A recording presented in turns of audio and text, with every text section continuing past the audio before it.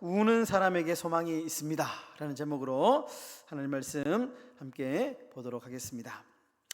여러분, 유대인들이 성경 다음으로 많이 참고하는 서적이 있는데요, 탈무드입니다. 탈무드에 보면 아주 지혜로운 어떤 구절들이 많이 있는데요, 탈무드에 이런 구절이 있습니다. 비누는 몸을 씻지만 눈물은 마음을 씻는다. 요즘에 독감이 유행이잖아요. 독감균을 씻기 위해서는 비누로 열심히 씻어야 됩니다. 그런데 우리의 마음, 우리의 이 마음의 찌꺼기를 씻기 위해서는 무엇으로 씻어야 되느냐? 눈물로 씻어야 된다 말입니다. 여러분, 영국의 정신과 의사인 헨리 모슬리라고 하는 사람은 눈물에 대해서 이렇게 말합니다. 하나님이 인간에게 선물한 치유의 물이다. 눈물이 뭐냐? 하나님이 인간에게 선물한 치료의 물이다. 그렇게 정의를 했습니다. 여러분, 미국의 생화학자인 윌리엄 프레이라고 하는 사람은 눈물의 치유의 비밀을 이렇게 이야기를 합니다. 카테콜라민이라고 하는 호르몬을 눈물이 말끔히 씻어내기 때문에 눈물이 우리 몸에 치료의 효과가 있다. 카테콜라민이라고 하는 이 스트레스 호르몬이라고 합니다. 사람이 스트레스를 받으면 이 카테콜마인이라고 하는 이 안 좋은 이제 호르몬이 막 배출이 되는데, 눈물이 이 카테콜라민이라고 하는 스트레스 호르몬을 억제시키는 효과가 있답니다. 그래서 눈물이 실제적으로 우리의 마음도 치료하지만 우리의 육체적인 건강도 건강하게 하는 중요한 치료제가 될 수 있다, 이렇게 이제 이야기를 합니다. 그래서 요즘에 유럽에서는 옛날에 한때 웃음 치료 아시죠? 웃음 치료가 유행했는데 요즘에는 울음 치료가 유행한답니다. 옛날에는 막 그 웃음 치료 강사들도 많이 있거든요. 되게 재밌습니다. 보면 막 와가지고 앞에서 정말 막 이렇게 되게 웃기거든요. 많이 웃게끔 하면서 그 웃을 때 나오는 좋은 이 호르몬 때문에 정신 건강에 도움이 되는데, 근데 이제 요즘에는 울음 치료가 유행이랍니다. 울음 치료. 우리가 눈물을 흘릴 때에 우리 몸에서 좋은 호르몬이 나와서 안 좋은 이런 어떤 여러 가지 몸에 있는 여러 가지 안 좋은 호르몬들을 제어하고 억제하는 그런 효과가 있다는 거죠. 그럼 제가 설교를 시작하면서 이 눈물 이야기를 좀 했는데요, 성경을 보면 위대한 이 신앙인들의 공통점이 뭐냐? 울보였다는 겁니다. 울보. 여러분, 대표적으로 다윗을 이야기할 수 있죠. 다윗은 시편을 쓴 사람 아닙니까? 시편을 보면 다윗이 얼마나 많은 눈물을 하나님 앞에 흘렸는지 짐작할 수 있습니다. 자신의 눈물로 침상을 적셨다, 이런 얘기로 있고요. 내가 주야 밤낮을 가리지 않고 하나님 앞에 엎드려 울었다라는 이야기도 있고요. 다윗은 참 많은 눈물을 흘렸던 그런 왕 중에 한 사람입니다. 여러분, 선지자 중에도 참 울보 선지자 있습니다. 별명이 눈물의 선지자, 예레미야. 그래서 예레미야 애가라고 하는 성경이 있죠. 예레미야가 눈물로 쓴 시가 바로 예레미야 애가입니다. 그래서 얼마나 많이 울었던지 예레미야를 가리켜서 눈물의 선지자다. 백성들의 아픔과 백성들의 그 삶의 힘든 것들을 그냥 이렇게 참 덤덤하게 바라보는 것이 아니고 공감을 많이 한 선지자, 백성들과 함께 살았던 선지자가 바로 이 예레미야 선지자였다라는 겁니다. 여러분, 모세도 마찬가지입니다. 바울도 마찬가지고요. 민족의 참 그 뼈아픈 현실, 이스라엘 백성, 유다 백성들이 하나님 앞에 회개하지 않는 그 모습을 보면서 눈에서 눈물이 마를 날이 없었던 사람들이죠. 여러분, 오늘 본문의 이 주인공 베드로도 역시 눈물의 사람입니다. 눈물의 사람. 전설에 의하면 베드로는 그 닭 울음소리를 듣기만 해도 그 자기가 예수님을 3번 부인했던 그 과거가 기억이 나서요, 통곡하면서 울었다라는 전설이 있습니다. 얼마나 그 트라우마라고 하죠. 요즘에 가슴에 딱 박혀가지고 닭 소리만 울리면 내가 예수님 그때 3번 저주하면서 부인했던 그것이 생각나가지고 통곡했다는 거예요. 오늘 본문은 베드로가 실패한 이야기입니다. 베드로가 사람들 앞에서 예수님을 3번 부인하는 너무나도 유명한 그 실패 이야기인데요, 저는 이 베드로의 실패 이야기를 통해서 우리가 실패와 회복에 대해서 함께 좀 말씀을 나누어 보도록 하겠습니다. 첫 번째로 우리가 베드로가 실패한 원인을 좀 살펴봐야 되는데요, 세 가지를 실패했습니다. 첫 번째, 베드로가 실패한 원인이 뭐냐? 그것은 기도의 실패입니다. 여러분, 예수님이 제자들에게 게세마네 공산에서 기도하시면서 제자들에게 요청하신 게 있죠. 시험에 들지 않게 너희들도 깨어 기도해라. 예수님이 그 십자가를 앞두고 게세마네 동산에서 땀이 피가 되도록 정말 간절하게 기도했지 않습니까? 그런데 예수님께서 제자들에게 너희도 시험에 들지 않도록 깨어서 기도해라, 이렇게 말씀을 하셨거든요. 그런데 예수님의 이 바람과는 다르게 기도하지 못합니다. 제자들이 육체의 피곤함, 참 여러 가지 핑계가 많은데요, 그런 핑계로 기도해야 할 시간에 잠자죠.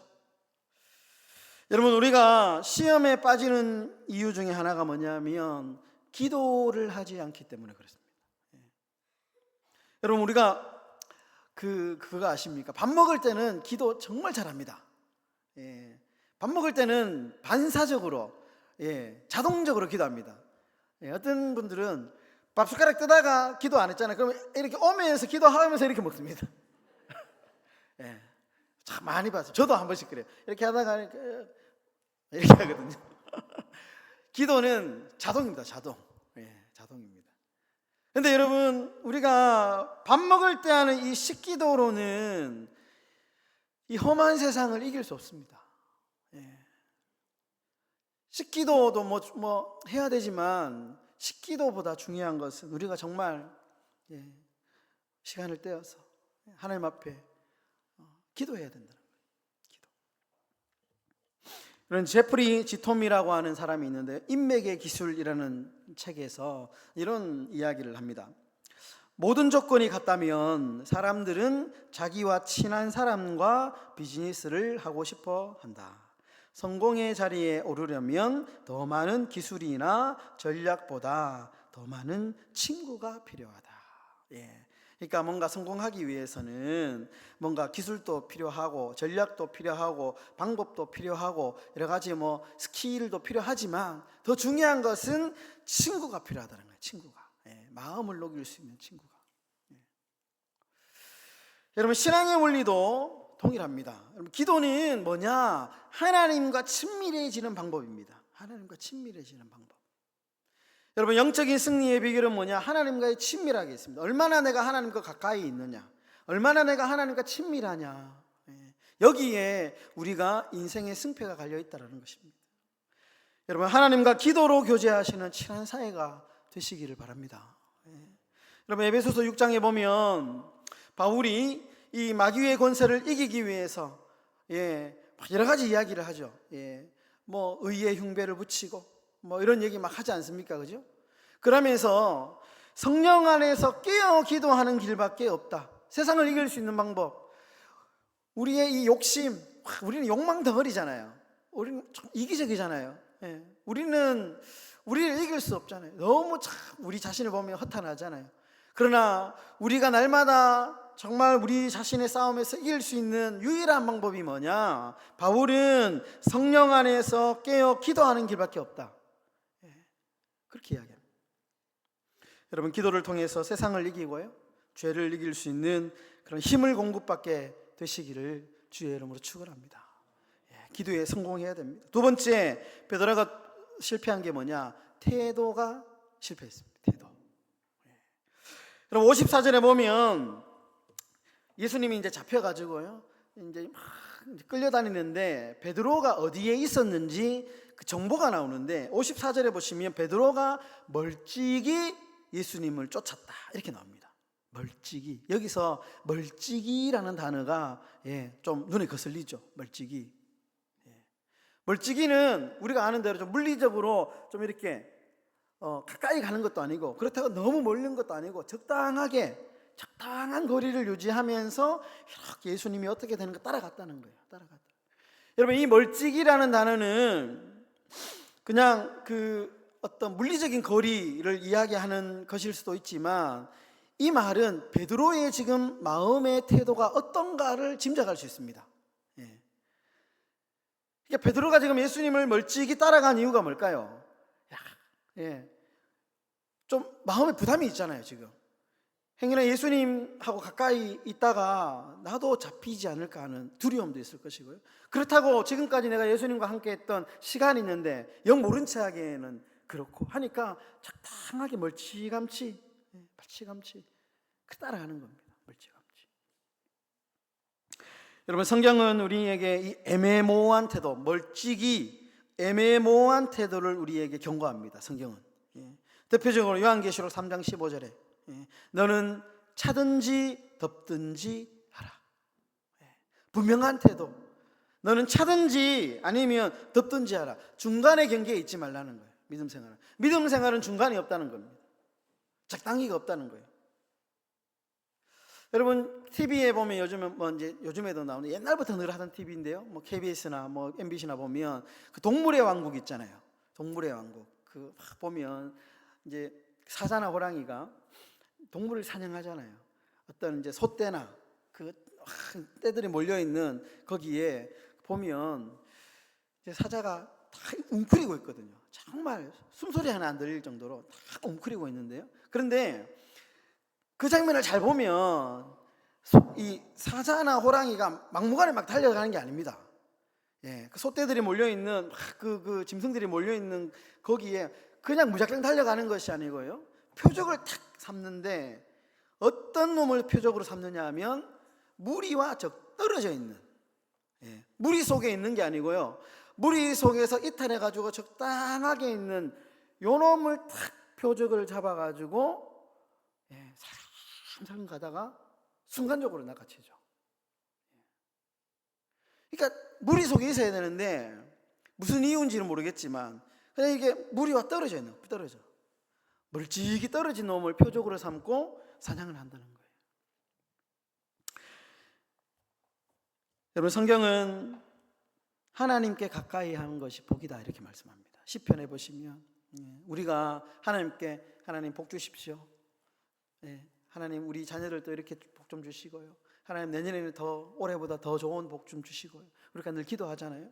근데 성경은 하나님을 가까이 하는 것이 최고의 복이다 그렇게 말씀합니다. 시편 73편에 나옵니다. 여러분, 우리가 하나님을 가까이 해야 됩니다. 하나님과의 거리가 멀찍해지면요 시험에 듭니다. 시험에 듭니다. 평소에는 하나님과 가까이 있을 때는요 들어도 그냥 뭐 대수롭지 않고 그냥 뭐 그렇게 넓은 마음이 하나님과의 거리가 멀어지기 시작하면요 사사로운 것도 시험에 빠지게 되고요 모든 것이 다 시험거리가 되는 거죠. 여러분, 예배를 가까이 하시고요, 기도를 가까이 하시고, 말씀도 가까이 하시고요. 여러분, 순종, 은혜, 사랑, 용서. 너무 우리 그리스도인들이 가까이 해야 될 단어들이 너무 많잖아요. 이런 것들을 가까이 하시면서 정말 이 하나님과의 거리를 좁혀 나가시는 그런 믿음의 성도들이 되시기를 주의 이름으로 축원합니다. 그리고 세 번째로 마지막으로 베드로가 뭐 실패했느냐? 결단의 실패입니다. 결단.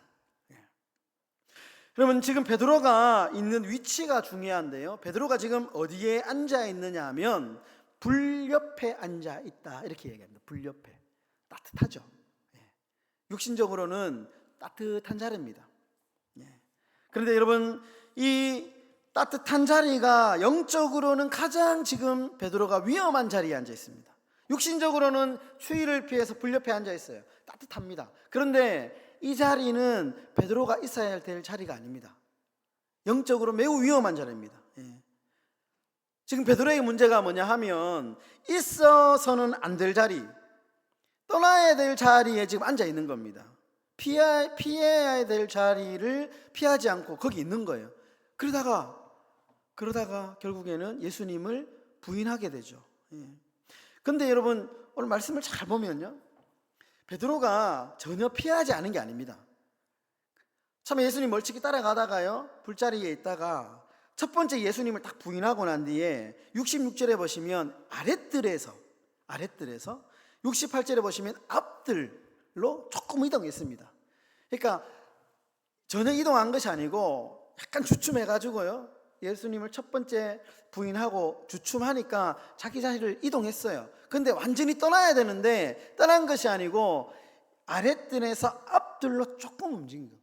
그러다가 결국에는 그 자리에서 예수님을 세 번째 부인하죠. 그것도 저주하면서. 여러분, 살다 보면 어쩔 수 없이 어떤 환경에 우리가 사로잡힐 때가 있습니다. 살다가 보면 그때 우리 그리스도인들이 판단해야 됩니다. 중요한 것은 그곳을 내가 있어야 될 자리인가 피해야 될 자리인가. 성경은 악은 어떤 모양이라도 버리라 이렇게 말씀하잖아요. 판단했을 때 신앙적으로 판단했을 때 이거는 죄의 자리구나, 악의 자리구나, 있어서는 안 될 자리구나. 그러면 우리는 빨리 그 자리를 벗어나야 됩니다. 요셉 보십시오. 요셉이 보디발의 아내의 유혹을 받을 때 어떻게 했습니까? 옷이 찢어지고 벗겨질 정도로 그 자리를 떠나버리죠. 그것이 성도의 자세입니다. 죄의 자리는 뒤돌아보면 안 됩니다. 빨리 옷이 찢어지고 벗겨질지언정 그 자리를 벗어나야 됩니다. 베드로의 실패는 뭐냐? 베드로는 결단하지 못했습니다. 그 자리에 있으면 안 되는데 한번 딱 부인했을 때 아차 하고 빨리 도망가야 되는데 머뭇 결단에 실패했던 것이죠. 주저하다가 결국에는 예수님을 저주까지 하면서 그렇게 후회하게 된 것이죠. 우리 사랑하는 행복한 교회 성도 여러분, 떠나야 할 자리를 떠나지 않으면 우리는 무너집니다.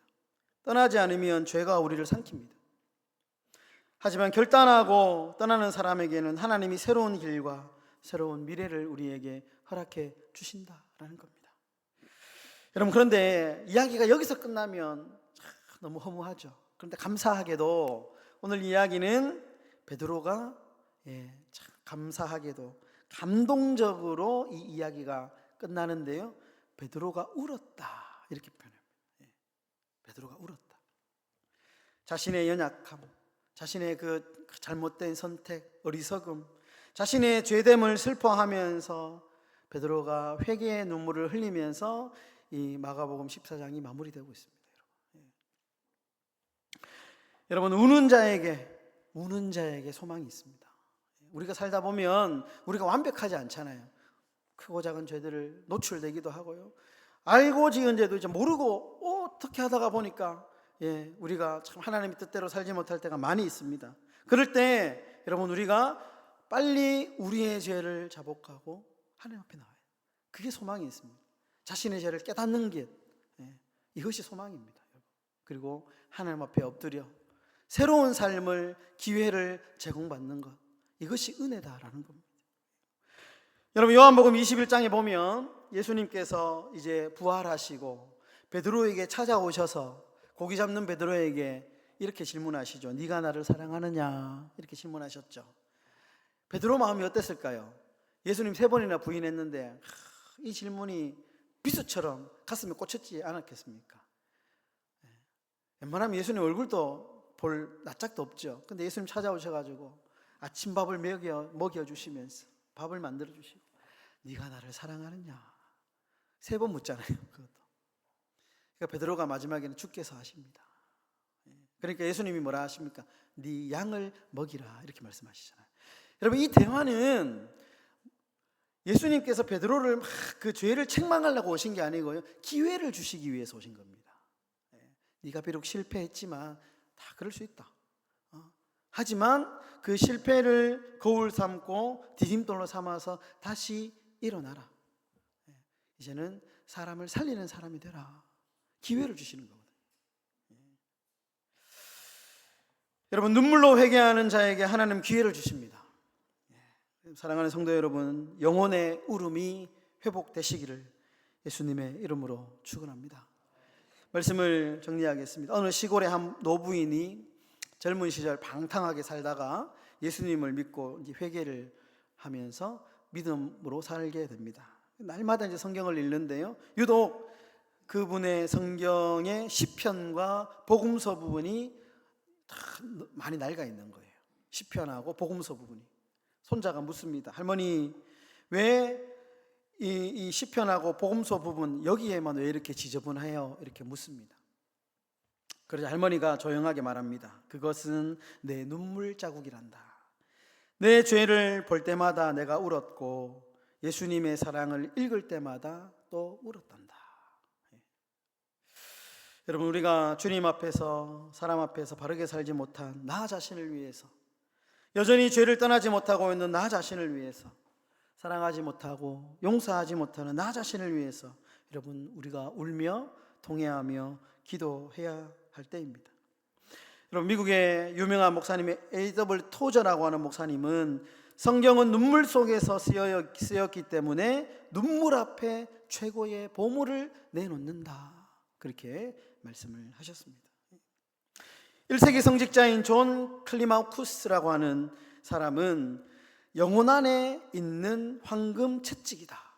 눈물이 뭐냐? 영혼 안에 있는 채찍인데 이것이 황금으로 되어 있답니다. 그러니까 우리에게 너무 좋은 채찍이라는 거예요. 그러면서 우리가 진심으로 눈물을 흘리며 애통할 때 우리는 극도로 자비로워지고 비판하지 않게 된다, 그렇게 말씀합니다. 여러분, 우리가 울며 애통할 때에 우리의 마음이 부드러워지고요, 영혼이 맑아지고요, 그리고 회개하게 됩니다. 그리고 우리가 울며 애통할 때 더 이상 교만이 우리를 사로잡지 못하게 되는 것이죠. 여러분, 이 나라와 민족이 참 많이 어렵습니다. 요즘 많이 어려운 시기입니다. 그럼 지금은 우리의 가족을 위해서, 우리의 교회를 위해서, 이 나라와 민족을 위해서 우리가 기도해야 할 때입니다. 울며 하나님 앞에 불쌍히 여겨달라고 기도하면 우리 하나님께서 소망을 주시고 은혜를 주십니다. 여러분, 주님 앞에서 우리가 영적인 울보가 되어야 됩니다. 우는 사람에게 여러분 소망이 있다라는 사실을 믿으시며 오늘 우리가 하나님 앞에 참으로 엎드려 자복하고 회개하며 울며 통회하는 그런 믿음의 삶을 살아가시는 저와 여러분들의 삶이 다 되시기를 예수님의 이름으로 축원합니다.